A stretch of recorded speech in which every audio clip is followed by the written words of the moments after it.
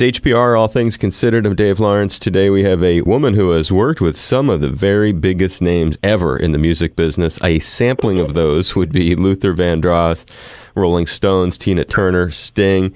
Plus, she's a Grammy Award-winning artist. Her solo record, So Intense, the hit How Can I Ease the Pain? Of course, her exploits documented in the film 20 Feet from Stardom. Blue Note tonight, 6:30 and 9. And then she's tomorrow at the Kahilu Theater at 7. It's Lisa Fischer returning to the show with us. Aloha, and a big mahalo to you, Lisa. Yes, aloha. How are you? How's it going? Giving you a big hug. Thanks for doing this. I appreciate it. Oh, it's my pleasure, Dave. Thank you so much for having me on your program. You're welcome. And what's new since we last had you on a year or so ago? I've been looking at your social media, but I know you probably have some highlights of fun things you got to do. Oh, my goodness. What did I do? An organization called Equal Means Equal. I just recently did in New York, equal rights for women and men. I also worked at the Cincinnati Symphony and at Strathmore doing our show there, Made for Orchestras. All those orchestra gigs. It's basically the show that we currently do, but tailor-made for orchestra. It's just been wonderful to be able to adapt our show, what we do freely, with a more constructed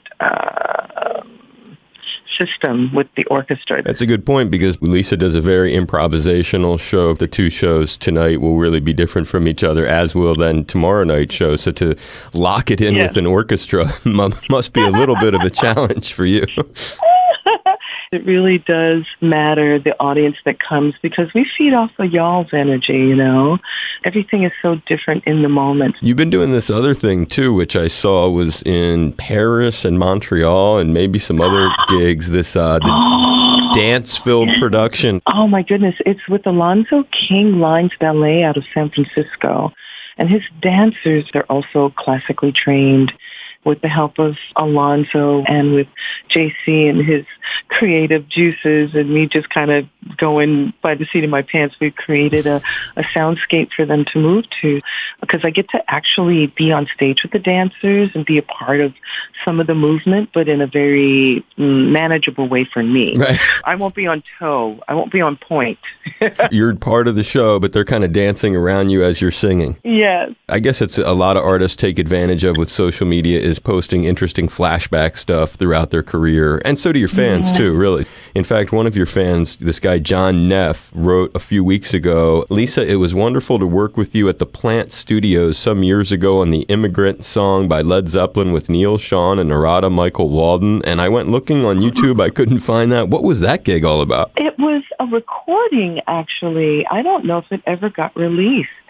But it's interesting because I actually now do the song in the show. So it's funny how sessions and shows are a bit of an imprint on my heart. You include quite a bit of cover material in there. Zeppelin, one of those, obviously Stones, touching on some of your experiences. You had a picture up there. It was a birthday remembrance to Teddy Pendergrass. Well, we have the same management company. It was Alive Enterprises out of Los Angeles with Shep Gordon, who lives here, and Danny Marcus, and Luther got them to manage me when I got my record deal. So when Teddy was doing a record, they asked me to do the duet with him, and I was just so floored.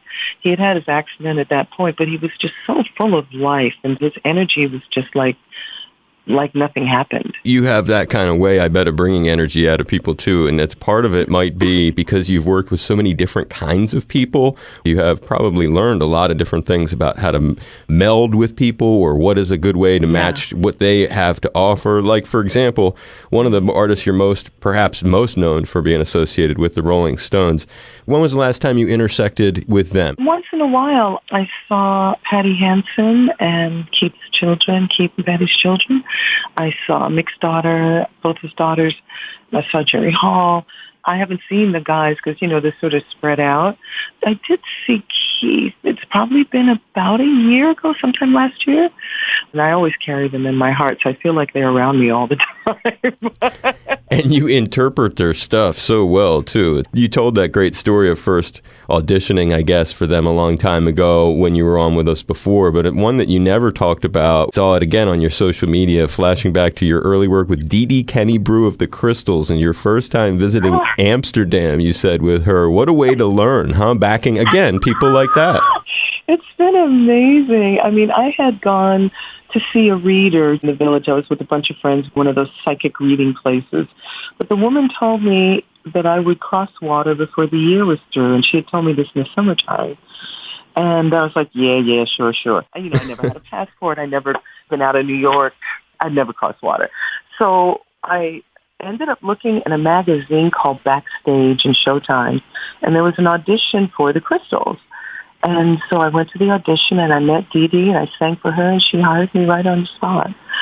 She taught me so much because there was so much I didn't know. It was my first time going to Amsterdam, and so wild, and the red light district, and just all that madness, So she was such a great maternal teacher. Was it a similar kind of thing with Tina Turner? Very different. Tina's operation is a lot larger, and so there's a huge band, there's a huge crew. We did get to sit and rehearse with her and talk with her, and every once in a while go out to dinner with her. I knitted her this beautiful shawl one year for her birthday, and so we do get to spend a little bit of time with her, but she's just so full of energy, and she's so sure about what she wants and what she doesn't want, and just giving you her way of seeing the music. And so it was just a blessing to work with her. What about I see that you did this event last year honoring Roberta Flack. What about that relationship? I had done, it must have been the late 80s. It was in Japan, and we were all on a show together. And Luther always spoke about her beautifully. And my mom just loved Roberta Flack. She was one of her favorite singers. And so I knew her voice, I knew her music. And to be able to sing with her and vibrate sound with her was just amazing. She sits at the piano with such command. Brenda Russell was there. Bobby Caldwell was there. We were all singing background together.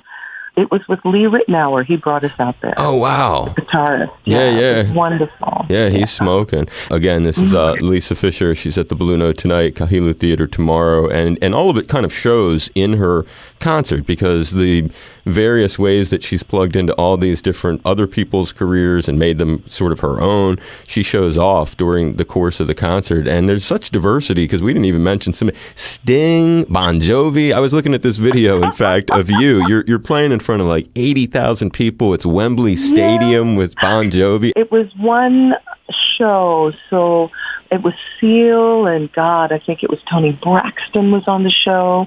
What happens is instead of hiring 12 bands for each of the artists that come, they'll have one master band. And it was just a lot of fun. His voice is just so gorgeous and so beautiful. And he's such a handsome, charming gentleman. Yeah, how about Sting? Oh, he's just heaven. He is just pure freaking heaven. I ended up singing on a recording session for him on a winter's night, just to be in the studio and the lights are low and you have your headphones on, so you feel isolated, but at the same time, you feel like you're one with him. And so you get to hear his voice in such a pure, naked way. So it makes it easier to blend and to create with him. He's just a joy.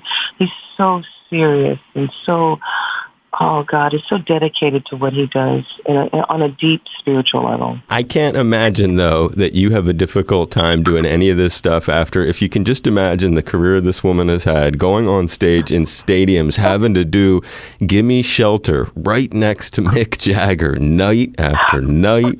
And then you talk about like the lights down low with Sting in the studio. It's just like, yeah, how many places have you gotten to do your craft? I'm just so thankful because you never know what life has in store for you. I just try to keep an open heart and I pray for the best. I really do.